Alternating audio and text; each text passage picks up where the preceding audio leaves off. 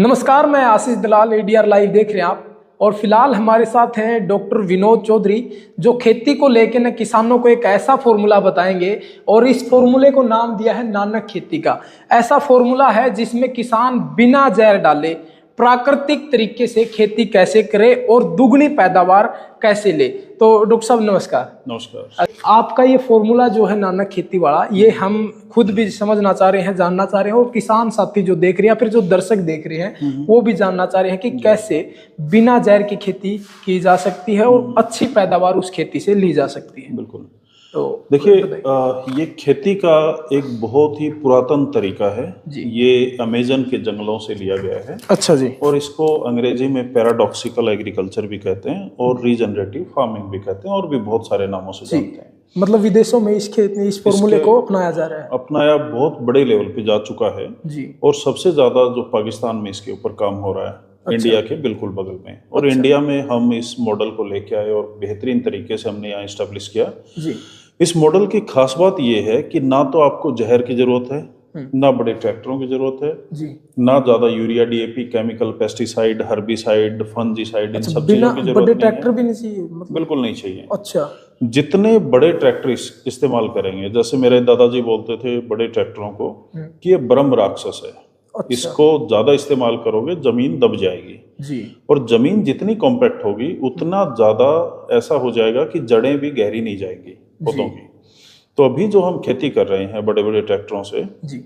उनसे हम क्या कर रहे हैं, साल में कम से कम 8-10 बार ट्रैक्टर निकाल देते हैं खेत से। हर इंच खेत का दब जाता है ट्रैक्टर से जी। और उसके पीछे हैरो, कल्टीवेटर, रोटावेटर, जो भी हम इंस्ट्रूमेंट इस्तेमाल कर रहे हैं, तो ट्रैक्टर का वजन है लगभग 20 क्विंटल से 25 क्विंटल। हैरो कल्टीवेटर जोड़ने से उसका वजन हो जाता है लगभग 100 क्विंटल के करीब, क्योंकि उसके ऊपर टायरों के ऊपर प्रेशर पड़ता है। तो एक तो टायर जमीन को कॉम्पैक्ट कर रही है, दूसरा जो महीन पाउडर बन गया मिट्टी का वो जाके नीचे बैठ जाता है। तो हमने जमीनों के मुंह बांध दिए हैं, अगर हरियाणवी में बोले तो। पंजाबी में इसको बोलते हैं कड़ा पै गया। कड़ा पै गया। तो कड़ा नीचे होने से, जैसे धान के खेत आपने देखे हैं, पेडलिंग जो करते हैं वो इसलिए करते हैं ताकि नीचे से जमीन मुंह बांध ले और जो बरसात का पानी वो नीचे ना जाए, और पानी जो भरेंगे वो भी नीचे ना जाए। तो हमने लगभग सारी खेती का मॉडल ऐसा कर दिया है कि बार बार ट्रैक्टर इस्तेमाल करके, यूरिया, डीएपी और केमिकल इस्तेमाल करके और तमाम सारे जहर इस्तेमाल करके, और एक सबसे और खतरनाक चीज है वो है फ्लड इरिगेशन। जो पानी से हम जमीन को भर देते हैं वो सबसे खराब तरीका है। अच्छा, मतलब हाँ। खेत की सिंचाई भी नहीं करनी चाहिए। हाँ, सिंचाई, किसी भी पौधे को पानी नहीं चाहिए। मैं रिपीट कर रहा हूँ, किसी भी पौधे को पानी नहीं चाहिए, उसको केवल नमी चाहिए। अगर आप पानी देंगे तो पौधा निमाटोड बैक्टीरिया या बाकी तमाम सारे फंजीसाइड आके खत्म हो जाएगा। अगर उसके नमी बना के रखेंगे तो वो पौधा ज्यादा अच्छा चलेगा। अच्छा। तो नियम है कि पानी नहीं देना है, नमी देना है। जमीन को सनलाइट नहीं चाहिए। अगर हम बार बार हैरो कल्टीवेटर मारेंगे या जो प्लाऊ हल मारते हैं हमारे किसान, उससे जमीन एक्सपोज होगी सनलाइट को, और जो उसमें कार्बन जमा था और जो जीवाणु थे वो सारे सनलाइट से मर गए, तो जमीन हो गई बर्बाद जी, है ना। मतलब इस फॉर्मूले को आप ये भी कह सकते हैं कि बिना सिंचाई के खेती कैसे करें। हाँ बिल्कुल, बहुत कम पानी में, नाम मात्र के पानी। हाँ, तो इसमें क्या होता है कि जब हम बार बार हैरो कल्टीवेटर इस्तेमाल करते हैं तो जमीन एक्सपोज हो जाती है, कार्बन उड़ जाता है। कार्बन ही मुख्य तत्व है धरती में जिससे हमारा शरीर बनता है। एक इंटरेस्टिंग चीज मैं बताता हूं कि अगर आप अच्छे कार्बन वाला खाना खा रहे हैं तो आप बहुत ही शांत स्वभाव के होंगे और आप जम के काम करेंगे और आप भविष्य को लेके आसान्वित रहेंगे, आप तरक्की करते रहेंगे। अच्छा। लेकिन अगर आप यूरिया, डीएपी डाला हुआ खाना खा रहे हैं, ज्यादा यूरिया का, तो आप जिसको बोलते हैं इमीडिएट प्लेजर वाली चीजें ढूंढेंगे कि अभी मुझे कोई पार्टी करने को मिल जाए, नशा करने को मिल जाए, दारू पीने को मिल जाए, है ना, कुछ ऐसा जिससे आपको तुरंत कुछ मजा आ जाए जी। और ये यूरिया क्योंकि एस्ट्रल तत्व है, हवा में बहुत ज्यादा होती है ये जी। तो पंजाब में जो नशा लेने की प्रवृत्ति बढ़ी, अभी हरियाणा में भी बढ़ रही है जी, बहुत ज्यादा। इसके पीछे सबसे बड़ा कारण जो खाने में डाले जाने वाला यूरिया भी है। नशा जो बढ़ रहा है उसको, बिल्कुल, क्योंकि हम क्या कर रहे हैं, कार्बनिक खाना घटता जा रहा है और यूरिया का खाना बढ़ता जा रहा है। तो इससे क्या है, हमारी बॉडी स्टेबल नहीं होती, हमारा माइंड उतना अच्छे से काम नहीं करता है। तो ज्यादा केमिकल वाला खाना खाने से ना केवल हमारा शरीर कमजोर होता है, मन भी कमजोर होता है, मन भी कमजोर, और सोचने समझने की क्षमता भी कम होती है। तो इससे क्या होता है, ड्रग लेने की इच्छाएं बढ़ेंगी। ये चालू कैसे होगा, पहले ज्यादा चीनी खाने का मन करेगा, फिर फास्ट फूड खाने का मन करेगा, फिर कोई छोटा मोटा ड्रग लेने का दिल करेगा, फिर दारू पीने का ड्रग दिल करेगा, उसके बाद में बड़े नशे करने का दिल करेगा, क्योंकि वो शरीर अंदर से मांग रहा है कि मुझे कुछ खास तत्वों की कमी है, वो दो। और उसको लेने के चक्कर में हम बहुत सारे केमिकल खाते रहते हैं, जबकि हमें चाहिए वो खाना जिसमें अच्छा कार्बन हो, मिनरल्स हो, न्यूट्रिएंट्स हो, एंजाइम्स हो और प्राकृतिक भोजन हो, पौष्टिक भोजन हो। तो इन सारी प्रॉब्लम का सॉल्यूशन इस खेती में है, जिसको हमने नाम दिया है नानक खेती। नानक खेती का नाम गुरु नानक के टाइम, जी, बाबा नानक के नाम से पड़ा है, क्योंकि मैंने साइंटिफिक तरीके से पूरी दुनिया की खेती जितनी भी किस्म की हैं उनको स्टडी किया, और उसमें सबसे बड़ा फिलोसोफर, गुरु और जो हमें गाइड उभर के सामने आता है, उनका नाम है बाबा नानक।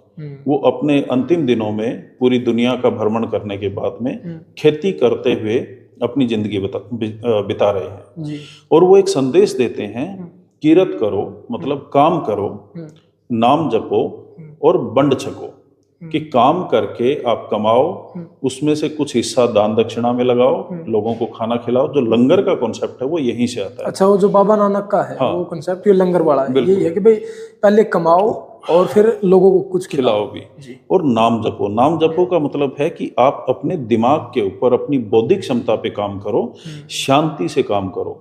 अभी जो ड्रग और बाकी तमाम सारी जो दिक्कत हो रखी है, विदेशों में दौड़ के जा रहे हैं हमारे बच्चे, वो इसीलिए जा रहे हैं कि नाम जपना मतलब बौद्धिक विकास के ऊपर उन्होंने काम करना बंद कर दिया है।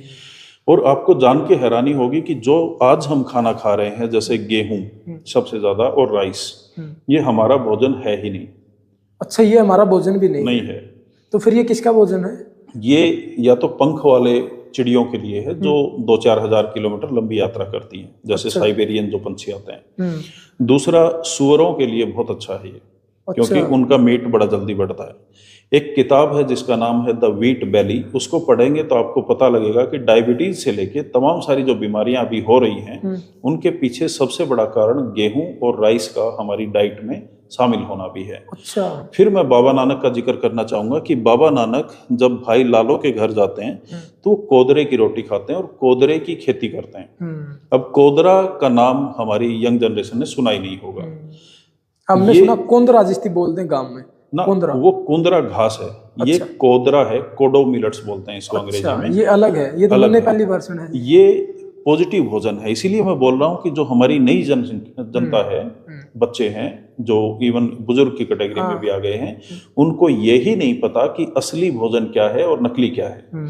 हमें नकली भोजन गेहूं और राइस जो हाइब्रिडाइजेशन से आता है वो पकड़ा दिया, किसानों को बहुत ज्यादा पैदावार के लिए बोल दिया, हरित क्रांति के नाम पे उनको बहुत सारी भ्रांति बांट दी, और कुल मिला के 138 फसलें जो हरियाणा पंजाब में उगती थी, उसकी जगह मात्र 4 फसलों पे हम आ गए हैं, जिन पे एमएसपी मिल रहा है। हाँ, एमएसपी भी ढंग से नहीं मिल रहा है। तो अगर 138 फसलों का रकबा घटा के आप 4 फसलों पे आ जाएंगे तो पैदावार वैसे ही बढ़ जाएगी। और मोनोक्रॉपिंग का एक लाइफ स्पान होता है, वो खत्म हो चुका है। अभी हम जहर डाल के पूरे एक सैचुरेशन पे आ गए। अभी फसलें बर्बाद हो रही हैं, प्रोडक्शन घट रहा है, और पानी जो हमारा ग्राउंड वाटर है उसको हम बर्बाद कर चुके हैं। जी बिल्कुल। और जमीनों को इतना कॉम्पैक्ट कर चुके हैं कि उसके ऊपर आप रेल भी चला लो तो भी रेल धसेगी नहीं अंदर। मतलब कठोर हो गई है बहुत ज्यादा।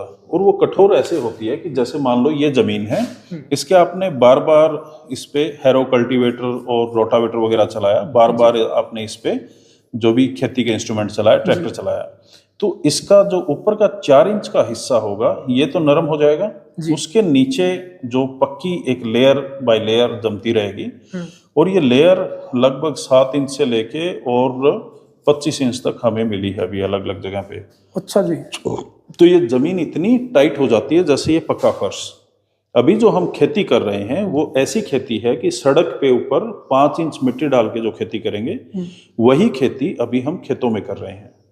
मतलब पक्की सड़क, अगर इस जगह पे ये पक्का फर्श है, इस पर 4-5 इंच मिट्टी डाली और फिर खेती करें तो हो जाएगी। वही खेती हम खेतों में अभी कर रहे हैं। क्योंकि हमने जमीन को नीचे से पूरी तरह बहुत सी पका जगह दिया इसको नाम दे दिया रूफ फार्मिंग का। हाँ, जो छत पे भी खेती करी जा छत पे भी खेती कर रहे हैं, लेकिन वो फर्जी तरीका है। ये गमले में गेहूं और क्या क्या चीजें आप उगाएंगे, कितना देर उगाएंगे, तो इसको बोलेंगे हार्ड पैन। जो हार्ड पैन है या कड़ा है, इसकी वजह से क्या होता है, जमीन हो जाती है कॉम्पैक्ट पूरी। ऊपर आप 4-5 इंच में जो खेती कर रहे हैं, इसमें बार बार harrow, cultivator, urea, DAP, pesticide, पानी, फ्लड इरिगेशन ये आप लगाते रहेंगे और आपकी फसलें साल दर साल कमजोर होंगी। कमजोर फसलों में ज्यादा कीड़े लगेंगे, फिर आप ज्यादा फंगीसाइड और जहरों का इस्तेमाल करेंगे, फिर पेस्टिसाइड को बढ़ावा मिलेगा। जी। इसके नीचे होती है नरम जमीन, जो नेचुरल प्राकृतिक। अच्छा, जो कठोर हिस्सा है वो सिर्फ 7.25 इंच जो हाँ, 7 इंच से लेके 25 इंच तक करीब होता है, सिर्फ इतना। तो हमने क्या किया कि एक मशीन बनाया जिसको हम बोलते हैं सबसॉइलर जी। ये जैसे मान लो कि ये ट्रैक्टर है, तो इसके पीछे हम एक हल जोड़ते हैं जी। वो हल होता है लगभग 3 फीट गहरा। अच्छा, ये 3 फीट गहरा हल क्या करेगा कि इस जमीन को काट देगा। जो 7 इंच से 25 इंच तक का टुकड़ा है उसको कवर करेगा ये। हाँ, उसको काट देगा। और काटेगा कैसे, जैसे आप बर्फी जमाते हैं थाली में, ठीक उसी तरीके से इसको काट देगा। जैसे ये मान लो हमारा खेत है जी, तो इसमें पूर्व पश्चिम उत्तर दक्षिण हम ऐसे ऐसे 5-5 फीट की दूरी पे इस हल से हम जमीन को काट देंगे। कई किसान अभी इस्तेमाल कर रहे हैं इसको अलग अलग जगह पे।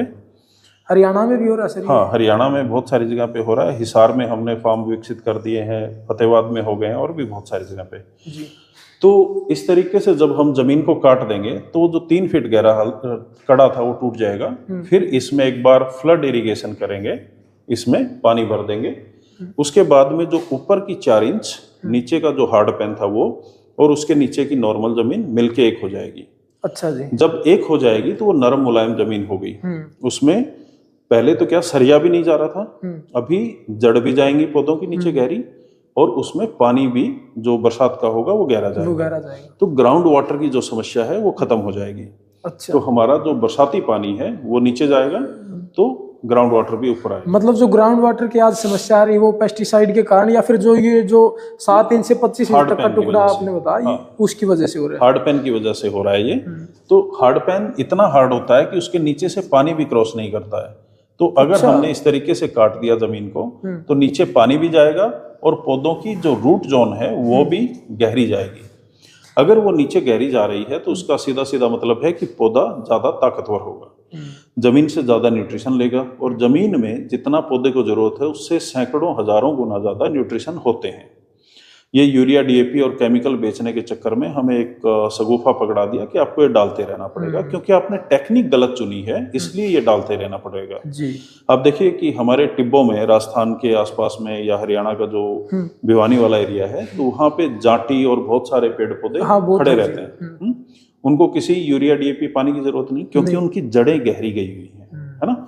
तो अगर जड़ें हमारी फसलों की गहरी जाएंगे तो उसका फायदा क्या होगा, पानी वो नीचे से ज्यादा ले सकती हैं, उनको न्यूट्रिशन ज्यादा मिलेगा और उनको खड़ा रहने के लिए स्ट्रॉन्ग रूट मिलेगी, जड़ मिलेगी, तो हवा से वो गिरेंगे नहीं। उसके बाद में हम इस तरीके से बेड बना देंगे इस जमीन पे, काटने के बाद में, पानी भरने के बाद जो ये आपने इस तरीके बना रखी है, ये बेड है। मान लो कि ये ट्रैक्टर है, तो ट्रैक्टर यहाँ से चलेगा, इस तरीके से ट्रैक्टर जा रहा है, तो ये एक टायर यहाँ पे जी।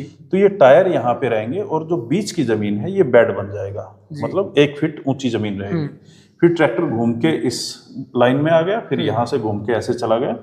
तो ये बेड आपको एक बार बनाने हैं और लाइफ टाइम इस पे खेती करनी है। अच्छा, फिर अगर जुताई करनी है या फिर वो कुछ नहीं करना, फिर कुछ करना नहीं, एक बार बेड बना के ना खेती करते एक बार बेड बना दिया तो उम्र भर इसके ऊपर खेती करनी है। अच्छा, पहले ये करना है, हाँ, और इसके बाद फिर बेड बनाने हैं। और पहला स्टेप हो गया जमीन को 3 फीट गहरा काटना, उसके बाद में एक बार पानी भरना। अगर बहुत ज्यादा इसमें केमिकल इस्तेमाल हुआ है तो जमीन को सल्फ्यूरिक एसिड 4 लीटर पर एकड़ के हिसाब से उसकी धुलाई कर देंगे जमीन की जी। तो केमिकल, जहरीले तत्व वगैरह हैं वो घुल के नीचे बैठ जाएंगे, वो हमारे पौधों को नुकसान नहीं करेंगे, हमारी सेहत को नुकसान नहीं करेंगे जी। उसके बाद में इस तरीके का बेड बना देना है। बेड मैं आपको फोटो शेयर करूंगा, उससे आपको ज्यादा अच्छे से समझ में आ जाएगा। तो ट्रैक्टर का टायर हमेशा यहाँ पे ही आएगा, ट्रैक्टर के बीच का हिस्सा जो होगा वो जमीन ऊंची हो जाएगी और इस ऊंची जमीन पे आप खेती करेंगे। अच्छा, जैसे मैंने पहले बताया कि पौधों को पानी चाहिए, पानी नहीं चाहिए, नमी चाहिए। तो इसमें पानी आप यहीं से देंगे, इसको फैरो बोलते हैं या नाली बोलेंगे। पानी केवल इन नालियों में ही जाएगा, ट्रैक्टर केवल इन नालियों में ही जाएगा। अच्छा। तो ट्रैक्टर के टायर से जमीन थोड़ी कॉम्पैक्ट हो जाएगी यहाँ पे, तो जो पानी है दोनों साइड में चला जाएगा। इस नाली में पानी दिया तो इस बेड में भी जाएगा, उस बेड में भी जाएगा। सिर्फ नमी मिलेगी पौधे को, केवल नमी मिलेगी। उसके तो बाद में इस बेड जो ट्रैक्टर के बीच की जगह है सिर्फ उसमें ये बेड बनेगा। हाँ बिल्कुल, जो ट्रैक्टर के बीच की जगह है वो लगभग होती है 42 इंच की। 42 इंच, हाँ 42 इंच करीब होती है। तो ये 42 इंच 3.5 फीट के करीब आप मान लीजिए। तो इतनी एरिया में आप खेती करेंगे। और जो टायर है आप मान लो छोटा टायर डाल दिया इसमें 9 इंच का या 10 इंच का डाल दिया, तो इतनी ये नाली बन जाएगी जी। तो इस मॉडल पे खेती करनी है उम्र भर। अगर मान लो आपने इस पे गेहूं उगाया या सरसों उगाई है ना, सरसों आपने काट ली, उसके बाद में उसकी नाड़ बची सरसों की, जो फरडे से बचते हैं, उनको मल्चर मशीन से काट के इसी बेड के ऊपर गिरा दिया। अच्छा। तो आपने बेड को ढक दिया। हर साल इसके ऊपर कोई ना कोई घास फूस कचरा आप गिराते रहेंगे। और जो खरपतवार उगती है वो इस खेती में फायदेमंद चीज है। अच्छा जी। कोई भी पौधा जो खरपतवार के रूप में हम जानते हैं वो असल में जड़ी बूटी होती है। खरपतवार का मतलब होता है जड़ी बूटी, है ना, खारी जड़ी बूटी। अच्छा जी। और जैसे बथुआ है, बथुआ को बोलते हैं खरपतवार। लेकिन अमेरिका में 1 किलो बथुए के कैप्सूल तकरीबन 25, 30, 50 हजार रुपए में बिक रहे हैं। अच्छा, 1 किलो के कैप्सूल? बिल्कुल। तो अगर वो लाखों रुपए में वहां पे बथुआ का कैप्सूल बना के खा रहे हैं, तो क्या हम बथुए को खाने में इस्तेमाल नहीं कर सकते हैं? हमारे तो खेत में उसको स्प्रे करके उसको खत्म कर दिया। हाँ, स्प्रे करके खत्म करेंगे तो आपके खेत के जीवाणु भी खत्म हो जाएंगे और धीरे धीरे आपका खेत भी खत्म हो जाएगा जी। तो जो कोई भी खरपतवार जिसको आप बोल रहे हैं, अगर वो आपकी फसल से नीचा है तो आपको कोई नुकसान नहीं पहुंचाता, बस वो ऊंचा ना जाए। ऊंचा तब नहीं जाएगा अगर आप इस पे मल्चिंग करके रखते हैं। मान लो कि आपने इस जमीन को ढक के रखा जी। इसमें आपने ढकने के लिए पराली का इस्तेमाल कर लिया पहले, या आपने इसमें ढेंचा लगाया, ढेंचे को काट के इसके ऊपर गिरा दिया, है ना जी। और हमने जो मशीन है प्लांटर वो ऐसी बना दी है कि इसी बेड के ऊपर जितना मर्जी घास फूस और मल्चिंग मटेरियल गिरा हो उसके अंदर वो बिजाई कर सकती है। अच्छा जी। कटाई करने के लिए ट्रैक्टर के आगे रिपर लग जाएगा। आपको एक छोटा ट्रैक्टर चाहिए, लगभग 35 से 40 HP का एक ट्रैक्टर लगभग 100 एकड़ की खेती कर सकता है। एक 100 एकड़ की खेती? यस। एक ड्राइवर, एक ट्रैक्टर ढंग से अगर वो ऑपरेट करना आता है, प्रॉपर मशीनें हैं, तो 100 एकड़ की खेती कर सकता है। अच्छा। फिर हम बात करते हैं पानी की। और बिना किसी खाद स्प्रे का कुछ नहीं करना, वो आपका खर्चा हो गया जीरो, है ना जी। खाद स्प्रे का खर्चा आपका जीरो।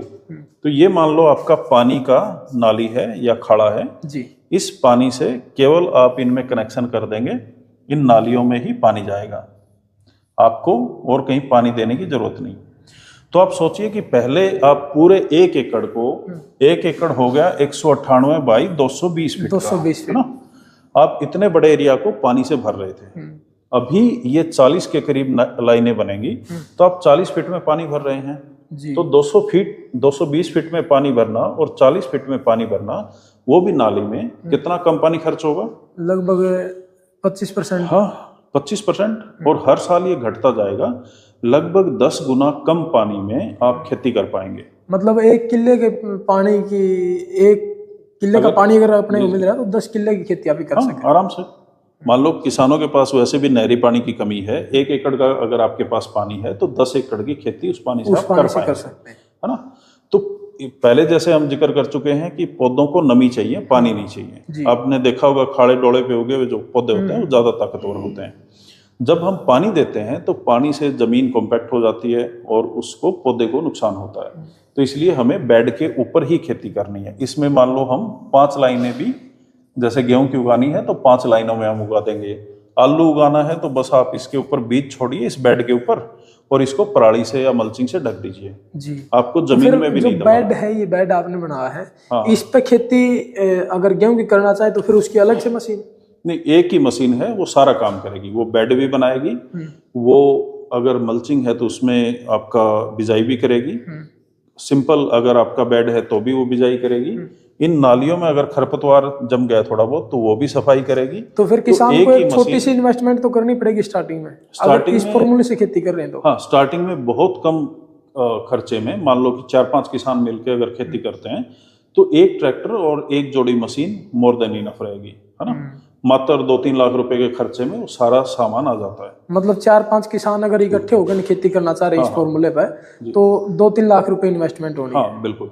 और इसका क्या है कि ये परमानेंट खेती है। मान लो कि किसान बागवानी करना चाह रहा है, तो यहाँ पे मान लो उसने किन्नू उगा दिए या संतरा उगा दिया या माल्टा या नींबू, जो भी उगाना चाह रहा है, और इस बेड पे उसने ये सब उगा दिया, तो ये बीच वाला बेड खाली हो गया जी। इसके ऊपर आप जो मर्जी सब्जी वगैरह उगा सकते हैं ट्रैक्टर से, है ना। अच्छा, गाजर, मूली, धनिया, पालक, मेथी, जो मर्जी आप उगा सकते हैं जी। और ये जो बेड, मान लो कि इस बेड के ऊपर एक पौधा है यहाँ पे, तो ये जगह खाली रहेगी, तो इस पे भी आप कुछ ना कुछ उगाते रहिए। अच्छा, इस मॉडल की खास बात ये है कि जितनी ज्यादा आप चीजें उगाएंगे उतनी ज्यादा पैदावार होगी। आमतौर पे किसान जो गेहूं लगाता है 1 एकड़ में, वो लगाता है 50 किलो के आसपास। अच्छा जी। जबकि हम इस मॉडल में 3 किलो गेहूं लगाते हैं। सिर्फ 3 किलो? मात्र 3 किलो। और फिर उससे पैदावार कितनी हो? पैदावार जो सामान्य में हो रही है उससे ज्यादा होती है। तो मतलब किसान अगर 50 किलो उगा के 60 मन की पैदावार ले रहा है, फिर 50 मन की पैदावार ले रहा है, हाँ। तो इसमें 3 किलो उगा के 3 किलो की बिजाई से 50 मन की, 50 मन या उससे भी ज्यादा होगी। और इस मॉडल में क्या है कि क्योंकि जहर नहीं डल रहा है, तो हर साल जो पैदावार है वो बढ़ती रहेगी। अच्छा, जैसे पहले के है सामान्य खेती में जिसमें जहर डाल रहे हैं, उससे जमीन हर साल कॉम्पैक्ट हो रही है, जीवाणु मर रहे हैं। इसमें हर साल जीवाणु बढ़ रहे हैं, हर साल जमीन ढकी रह रही है, तो ज्यादा अच्छी ताकतवर हो रही है। तो इसमें पैदावार हर साल बढ़ती रहेगी।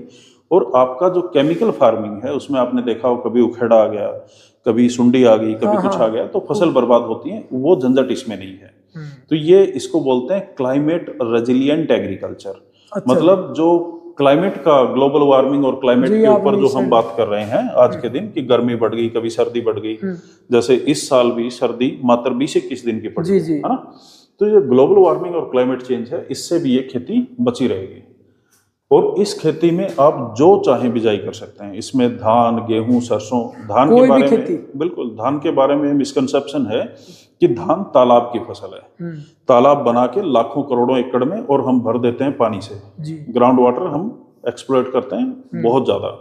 और अभी जो ग्राउंड वाटर की रिपोर्ट आ रही है, 85% भारत के राज्यों में 85% एरिया में रेड जोन में जा चुके हैं, मतलब ग्राउंड वाटर है ही नहीं, बिल्कुल नहीं है।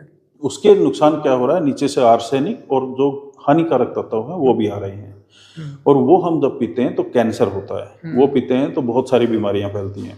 और जो केमिकल जो हम खेती में खा रहे हैं वो भी हमें कैंसर से लेके तमाम सारी बीमारियां दे रही हैं। तो इस मॉडल की जो फ्रूट वेजिटेबल निकलेगा उसको हम बोलते हैं हीलिंग फूड। जैसे मैंने यहाँ पे लिखा, नेचुरोपैथी या नेचुरल केयर के लिए जो फ्रूट्स इस पे उगते हैं उसको बोलते हैं हीलिंग फूड। हीलिंग का मतलब हो गया कि अगर आप बीमार हैं और आप ढंग से ट्रीटमेंट बोल सकते हैं, ये खाना खाएंगे तो आपका ट्रीटमेंट होना चालू हो जाएगा, क्योंकि इसमें ज्यादा न्यूट्रिशन है, एंजाइम्स हैं, विटामिन है, प्रोटीन है, और जो चीज चाहिए वो है। जापान की कंपनियां इस मॉडल से उगे हुए खाने को 7 से 10 गुना रेट में पाकिस्तान से खरीद रही है। अच्छा जी। हाँ, और वो हमसे भी खरीद सकती हैं अगर हम ढंग से बड़े लेवल पे इसकी खेती करें तो इस खेती का नुकसान कुछ नहीं है, फायदे हजारों हैं, है ना। और छोटे ट्रैक्टरों की, छोटी मशीनों की जरूरत पड़ेगी। तो मेन जो समस्या है, किसान सोच रहे हैं कि भाई अगर इतने छोटे हिस्से में खेती करेंगे तो पैदावार भी छोटी रहेगी। तो ऐसा कुछ तो नहीं है इसमें? इसमें उल्टा है। अच्छा। कि जैसे जब आपकी फैरोज होती हैं, ये 40 फीट आपकी जगह मान लो कम हो गई 1 एकड़ में, लेकिन 40 फीट जगह कम होने के साथ साथ में ये फसल को बढ़ने के लिए, पौधे की पैदावार के लिए ज्यादा जगह मिल गई, उसमें हवा को क्रॉस होने के लिए ज्यादा जगह मिल गई, सनलाइट का हार्वेस्टिंग के लिए ज्यादा जगह मिल गई। और इसको हम उत्तर दक्षिण दिशा में, नॉर्थ एंड साउथ डायरेक्शन में इसको लगाते हैं, तो सनलाइट इसमें ज्यादा आती है और सनलाइट यहाँ पे भी गिरती है। अच्छा, दिशा का ध्यान रखना है। दिशा का ध्यान रखेंगे तो ज्यादा अच्छी पैदावार होगी। उससे फायदा क्या है कि आपके खेत में फंगस नहीं आएगी, कोई भी हानिकारक कीड़े नहीं आएंगे। और इस खेती का एक और खास बात यह है कि क्योंकि बेड नरम है, जमीन नरम है, कॉम्पैक्ट नहीं हुई है, तो जड़ जो आमतौर पे गेहूं की मान लो 3 इंच में जा रही थी, है ना, आमतौर पे जो गेहूं हम उगा रहे हैं 3 इंच की जा रही है, इसमें 3 फीट से भी ज्यादा गहरी जाने का इसमें चांस है। गेहूं के पौधे की जड़ें? जी, किसी भी पौधे की जड़ें, गेहूं की भी 3 फीट से ज्यादा। छोटा पौधा हो गया नहीं सर? नहीं, गेहूं की जड़ें भी अगर उसको नरम मुलायम मिट्टी मिलती है तो 3 फीट तक गहरी जा सकती है। अच्छा जी। इसके अलावा मान लो आपने इस कंसेप्ट में जिस तरह 1 एकड़ में अगर आप खेती कर रहे हैं, तो उसकी जो मतलब वो ढांचा जो उसका तैयार किया जा रहा है, उसको मान के चलो इस हिसाब से अपन नॉर्थ साउथ में बिजाई की जी, लेकिन लास्ट में जब किसान उसको आड़ लगाना उससे कोई दिक्कत नहीं, तो कहीं ना कहीं इसके पीछे भी षड्यंत्र है उसका नहीं, कि जैसे आपने बताया कि हवा पास नहीं हो रही, हवा क्रॉस नहीं हो रही है, हाँ, तो वो चीजें मतलब पूरा खेत है, उस खेत को चारों ओर से बंद कर दिया जिससे हवा उसको क्रॉस नहीं कर पा रही और फिर उसमें बैक्टीरिया ऐसे पैदा हो रहे हैं जो हानिकारक हैं स्वास्थ्य के लिए भी और उस फसल के लिए। जब हम पूरे खेत में मान लो ये 1 एकड़ का खेत है और आपने इसमें 1 इंच भी जगह छोड़ी नहीं, आपने सारे पे गेहूं उगा दिए और हवा और सनलाइट पास होने के लिए जगह नहीं छोड़ी, तो इसमें फंगस आएंगे, है ना। फंगस कहाँ पे आता है? जहाँ नमी ज्यादा हो, जहाँ पे बैड बैक्टीरिया पैदा होने के लिए जगह हो, है ना। इसमें यहाँ पे नमी ज्यादा नहीं होगी क्योंकि इसको नमी यहाँ पे चली जाएगी, पानी यहाँ पे लिमिटेड होगा और यहाँ से ही पानी देना है। इस बेड में हम पानी डायरेक्ट भर नहीं रहे हैं जी, तो ये जमीन के अंदर जड़ें हमेशा गहरी जाएंगी। जैसे मान लो मैं एग्जांपल दे रहा था आपको कि सामान्य तौर पे 3 इंच आपके गेहूं की पौधे की जो है वो जड़ें जाती है ना। ये मान लो आपका गेहूं का पौधा है तो इसकी 3 इंच सामान्य खेती में जाती है, 3 से 4 मैक्सिमम 5 इंच। लेकिन इसमें जमीन नरम होने की वजह से पहली साल मान लो 1 फीट गई, 2 फीट गई, अगली साल 3 फीट तक भी गेहूं की जड़ें चली जाती हैं। तो जो और इसमें मान लो आपने नींबू का पौधा या कोई भी बागवानी लगाई तो उसकी जड़ें जितनी ज्यादा गहरी जा सकती हैं वो जाएंगी। इससे क्या होगा कि पौधा ताकतवर होगा और बीमारियां नहीं आएंगी। बीमारी हमेशा कमजोर इंसान या कमजोर पौधे को ही लगती है, यहाँ पे कमजोरी नहीं रहेगी इसमें। अगर किसान इस फॉर्मूले की शुरुआत करना चाहे तो बागवानी से भी कर सकते हैं, कोई भी फसल होगा। ये यूनिवर्सल मॉडल है जी। ये लिया गया है जो अमेजन के फॉरेस्ट से। अमेजन का जंगल जो आप देखेंगे नदी वो इस तरीके से चलती है जी, आगे पीछे मुड़ती हुई जी। इसका मतलब क्या है कि जो पानी है वो निचाई में है, जैसे इसमें पानी है और पौधे इसके किनारों पे लगे हुए हैं और वो बहुत खूबसूरत और बहुत ताकतवर लगे हुए हैं जी। तो यहाँ से ये कॉपी किया गया मॉडल है ना। तो मतलब जैसे जंगल का निजाम है जो प्रकृति का बेहतरीन तरीका हो सकता है जो लाखों सालों से चल रहा है, उसकी एक कॉपी हमने मारा है यहाँ पे। जी जी जी। तो इस फॉर्मूले में पैदावार भी ज्यादा होगी या फिर जितनी पैदावार वो ले रहे हैं उतनी होगी, लेकिन इसमें खर्चा नहीं है, ये कैसे का? देखिए अगर आप टोटल पैदावार की बात करें कि सब खर्चा काट के और आपकी बचत कितनी है, तो पहली साल में ये प्रॉफिटेबल है। पहली साल में और जितना मान लो कि गेहूं पहली साल में आपको नॉर्मल में 50 मन किले की हो रही थी तो इसमें मान लो 48 मन भी होगी, 1-आध क्विंटल का फर्क पड़ सकता है और वो भी ज्यादातर जगह पे नहीं पड़ता है, ज्यादा ही हो जाती है जी।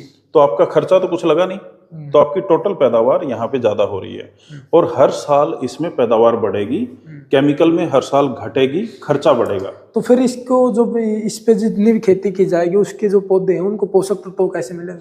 इनके पोषक तत्व मिलेंगे जड़ें गहरी जाने से, सिर्फ जड़ें गहरी जड़ें जब गहरी जाती हैं तो पोषक तत्व इसके ऊपर कोई छिड़काव, कोई स्प्रे, कोई पेस्टिसाइड, कुछ भी पेस्टिसाइड केमिकल वगैरह छिड़कने की जरूरत नहीं है, ना ही इसमें कोई फालतू आपको तामझाम करने की जरूरत है। हमने एक बायोडाइजेस्टर ट्यूब जरूर बनाई है, एक आंत के जैसी लंबी ट्यूब होती है, काफी लंबी।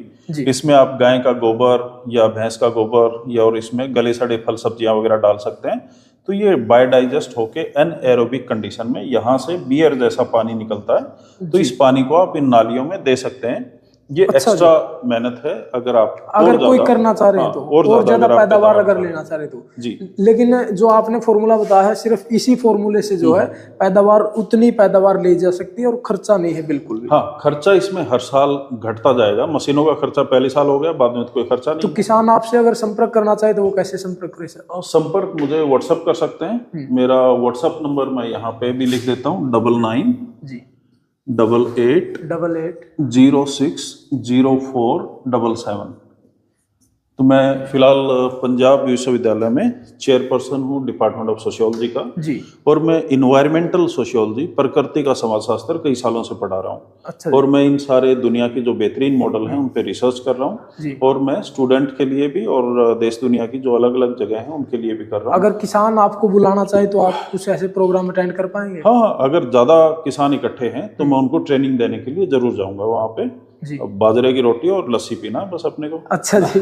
इतना काफी है, अगर आप ये पिला दें तो काफी जी। बहुत बढ़िया जी प्रोफेसर साहब। साथ में मैं एक आध चीज और बताना चाहूंगा जी। ये जो हमारी गंदी हवा हो रही है उसका भी सॉल्यूशन है, क्योंकि इससे हवा जो शुद्ध होने की चांसेस है वो बढ़ जाते हैं, क्योंकि आप केमिकल और जहर इस्तेमाल नहीं कर रहे हैं खेती में।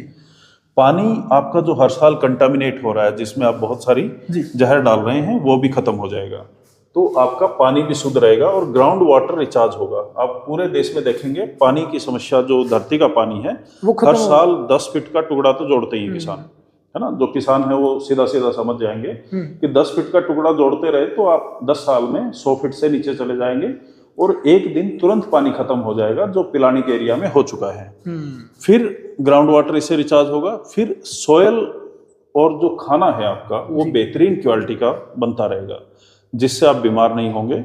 और नेचुरोपैथी अगर आप सीख जाते हैं, मान लो कि ये हमने फार्म डेवलप किया, इस फार्म के बीच में हमने इसमें 10-20 किस्म के फ्रूट वेजिटेबल लगाए, यहाँ पे एक घर बना दिया आपने, उसको आपने नेचुरोपैथी या आयुर्वेदिक सेंटर या फिर आपने जो एग्रो टूरिज्म का नाम दे दिया। अच्छा जी। तो किसान के खेत में अलग अलग देश दुनिया से लोग आके रहते हैं। अभी हमारे पास एक करनाल में सेंटर है, वहाँ पे विदेशों से बहुत सारे लोग आके रहते हैं। अच्छा जी, जिसको एग्रो टूरिज्म का एग्रो टूरिज्म। तो किसान की कमाई यहाँ पे एग्रो टूरिज्म से हो सकती है। आप चारों तरफ बैम्बो लगाएं, उससे कमाई हो सकती है। मोरिंगा लगाएं, उससे कमाई हो सकती है। इसमें भेड़ बकरियां रखें, उससे कमाई हो सकती है।